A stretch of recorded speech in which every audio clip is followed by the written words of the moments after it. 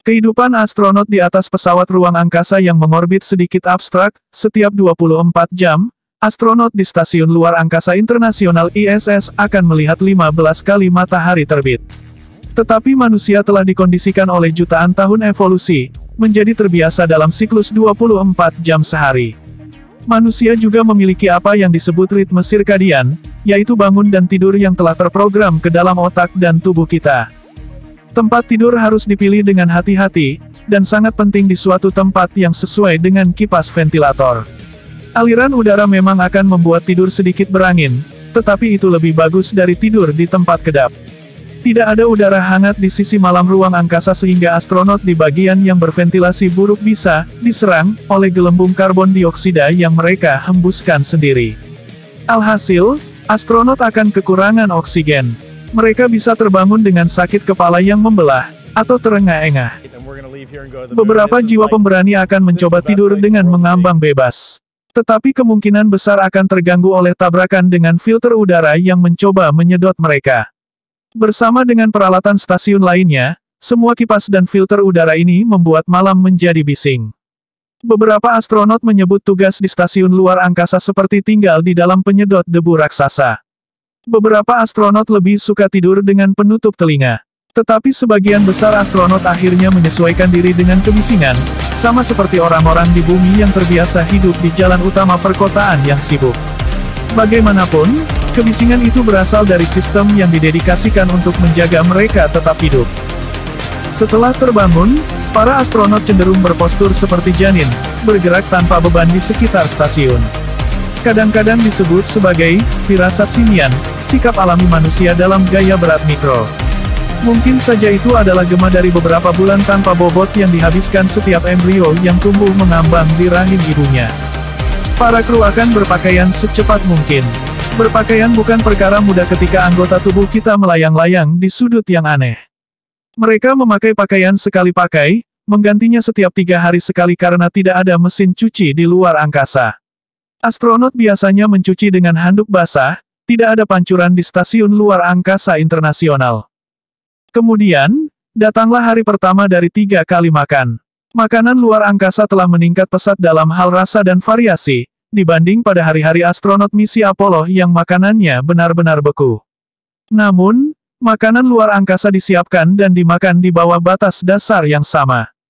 Jika makanan dan minuman tidak diatur, itu akan berbahaya bagi kelangsungan kehidupan di sana. Sisa-sia makanan jelas akan berantakan dan tidak higienis. Apalagi jika makanan yang jatuh bebas masuk ke peralatan stasiun, itu bisa fatal. Karena itu, minuman dan sup disajikan dalam kantong plastik dan diseruput dengan sedotan. Tetapi dengan sedikit hati-hati, astronot dapat memakan lebih banyak hidangan padat dengan pisau dan garpu. Magnet akan menjaga peralatan agar tidak melayang jauh dari meja makan.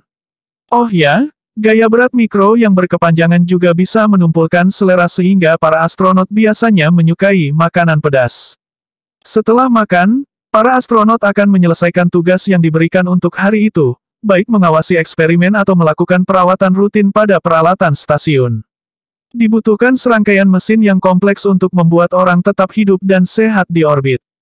Setiap hari, setiap manusia menghirup setara dengan 0,9 kg oksigen cair dan meminum total 2,7 kg air. Untuk meminimalkan kebutuhan pasokan, sistem pendukung kehidupan ISS dirancang untuk mendaur ulang sebanyak mungkin. Air limbah dari urin dan uap air yang terkondensasi dari udara dimurnikan dan digunakan kembali secara langsung, atau dipecah dengan elektrolisis untuk menyediakan oksigen segar. Skraber, karbon dioksida secara kimiawi menghilangkan gas beracun itu dari udara. Salah satu zat yang tidak didaur ulang di ISS adalah kotoran padat manusia. Itu akan dikumpulkan, dipadatkan, dan disimpan untuk dibuang. Toilet luar angkasa yang melakukan pengumpulan ini memiliki tampilan yang agak mengintimidasi, hehe. Namun, itu adalah peningkatan besar pada pengaturan sanitasi daripada yang harus ditanggung oleh astronot sebelumnya. Toilet luar angkasa tidak menggunakan air. Sebagai gantinya, astronot pertama-tama harus mengikatkan diri ke dudukan toilet, yang dilengkapi dengan batang penahan pegas untuk memastikan segel yang baik. Sebuah tuas mengoperasikan kipas yang kuat dan lubang hisap terbuka, dan aliran udara pun membawa limbah dengan rapi. Beberapa anggota kru merasa toilet ISS begitu sulit digunakan. Selain perangkat itu sendiri, mereka harus membiasakan diri dengan fakta yang membingungkan, bahwa perut mereka benar-benar mengapung di dalam tubuh mereka, seperti organ internal lainnya, dan tentu saja semua yang ada di dalamnya. Rutinitas harian yang tidak terlalu membuat stres adalah olahraga. Tubuh manusia kehilangan otot dan tulang dalam keadaan tanpa bobot. Beberapa jam latihan setiap hari akan membantu untuk menjaga beberapa nada di sejumlah otot. Latihan juga membantu meringankan apa yang disebut snuffles ruang, yang disebabkan ketika cairan tubuh, yang tidak lagi ditarik ke bawah oleh gravitasi, menumpuk di kepala. Seperti stasiun Mir Rusia yang telah pensiun, ISS memiliki treadmill, juga sepeda latihan.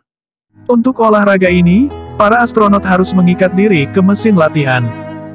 Umumnya, hari-hari di orbit agak sibuk, dan ketika alat berat harus dipindahkan, itu juga bisa melelahkan. Hanya karena peti peralatan ilmiah tidak berbobot tidak berarti ia telah kehilangan masanya.